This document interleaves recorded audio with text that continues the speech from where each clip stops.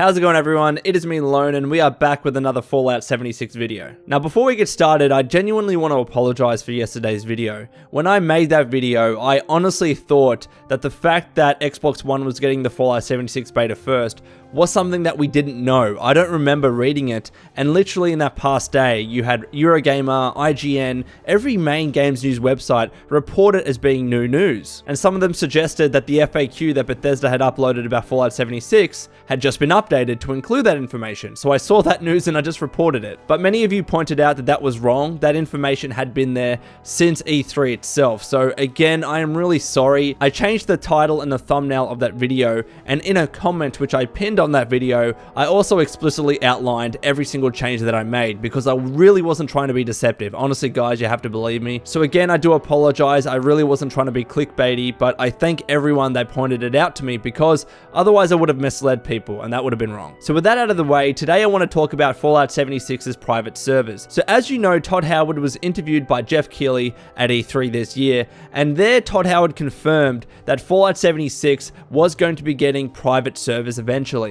And indeed, in those servers, you'd be able to install your own mods. Now, of course, the information that was given there at that time was really vague. He didn't go into detail because, to be honest, I don't think Bethesda fully knows what they want to do with the private servers. It seems that they want to get the game to run properly at launch first, just using the regular Bethesda servers, and then eventually, once they know what they can do in terms of a private server, then they'll implement them, and then we can play privately with our friends and whatever. So before we get to that point, I thought it would be a really cool idea to make a video where I talked about the things that I want to see in a private server system for Fallout 76, and of course, I would love to hear what your thoughts are in the comments below. Let me know the top things that you would really like to see in terms of private servers for Fallout 76. I'm going to be listing my top 5 things here now. I've got notes right in front of me, so I'm going to keep referring to them. But again, let me know your thoughts. You know, I read your comments and I'd love to hear what you have to say. So first and foremost, in terms of private servers and modding, I would really like to see external modding be implemented. In that interview, Todd Howard just said that there will be modding, but now we know that there are different kinds of modding when it comes to Bethesda games. We of course have the regular external mods, like with the Nexus website, and also as well we have Creation Club mods. Now, I'm assuming that Creation Club mods will be a mod system that will be implemented in any kind of private servers for Fallout 76. I think that is a given, but what I honestly don't know will be the case is whether we're able to install and implement our own external mods for Fallout 76 private servers. I have no idea whether that would be the case, whether it's even feasible. Like, would we be able, if a server was hosted by Bethesda, for instance, would we be able or allowed to install our own external mods where, you know, there could be the potential there for abuse if people were trying to be nefarious and somehow install mods that have an ulterior motive. Like, I just could imagine the risk that would be there if any mod was allowed and those servers were on Bethesda's private servers. However, I would still like to see it be done. I would like to see external mods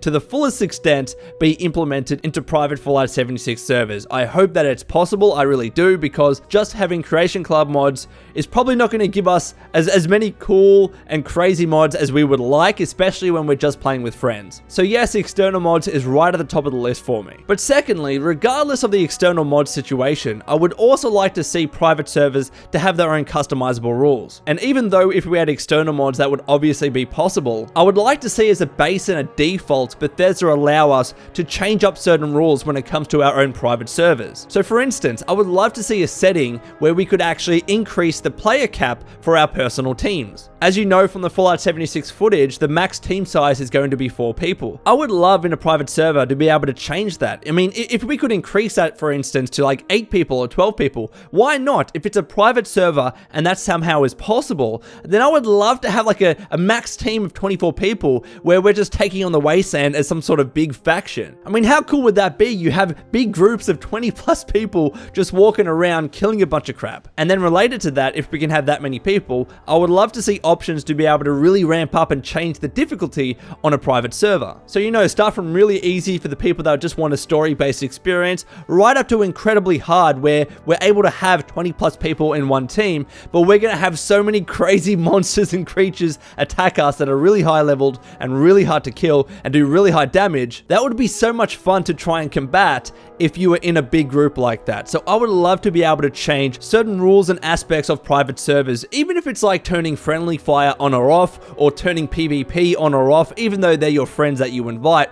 I would still like to see those options be implemented as a baseline. So for people that don't necessarily want to install mods but still want to change things up, I think that would be a great idea. Now, number 3, and I think this is going to be an absolute given when it comes to private servers because they're private, but I just want to make it clear. When it comes to private servers, I think it's absolutely fundamental that we have complete control over the invites. Again, you would assume that a private server would allow you to invite anyone you want and also prevent anyone from just joining your server. But just for the sake of clarity, that absolutely does need to be the case. If people just want to play in their own private servers, even though it's online, if they effectively want to have an offline experience, even though it's on a server, then I think people should be able to do that. Then of course you'd be able to control every person that's invited, and also if you're the host of that server or the administrator, if you will, you'll be able to kick people that are being issues. And also as well, kind of an added point to this, I think it would be really cool to be able to host your private servers and let other people join. Like, not necessarily have to invite friends to play in your server, but if you set up a really cool server with a certain amount of mods,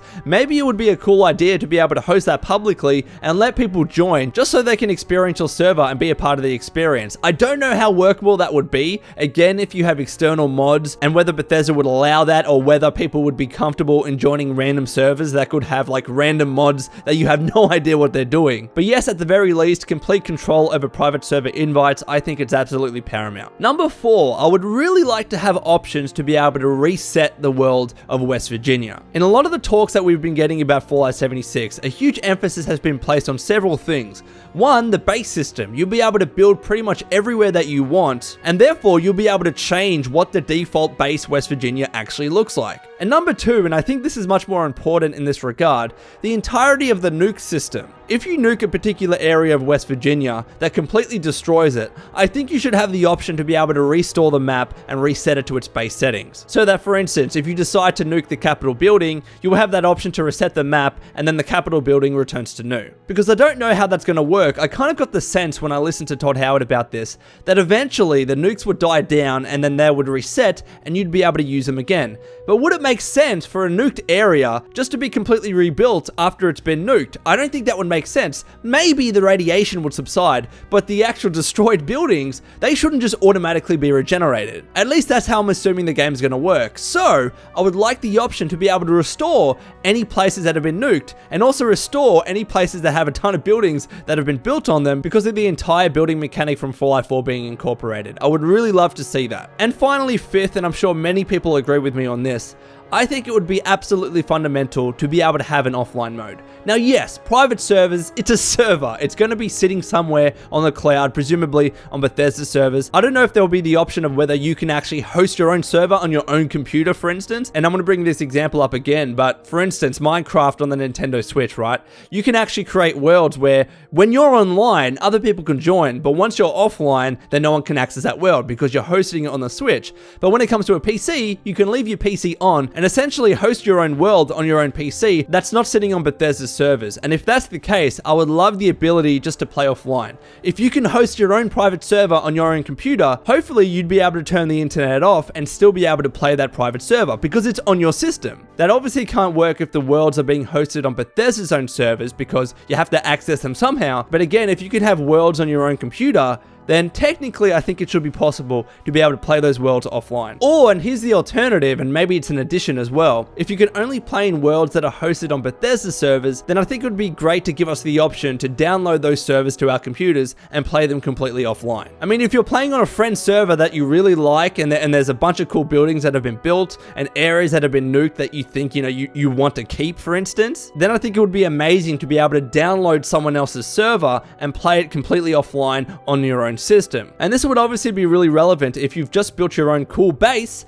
and you wanted to be able to access that world with your cool base on your own system without there necessarily being others in the world. And it might not even be your own server. It could be, again, your friend's server that you've joined and you've built a cool base. I think it would be really great to have an option to be able to download that world and play it on your own, or even copy it across to another server where you are the administrator, and then you can control the world and who gets invited and stuff like that. And also, you can choose the mods that are installed. I think that would be a great idea to implement as well. But anyways, Wastelanders, I hope you enjoyed this video. Please let me know your thoughts in the comments below. Again, I would love to hear what kind of things that you want in a private server system for Fallout 76. And until next time, this has been Lone. Please take care of yourself and would you kindly keep fighting the good fight.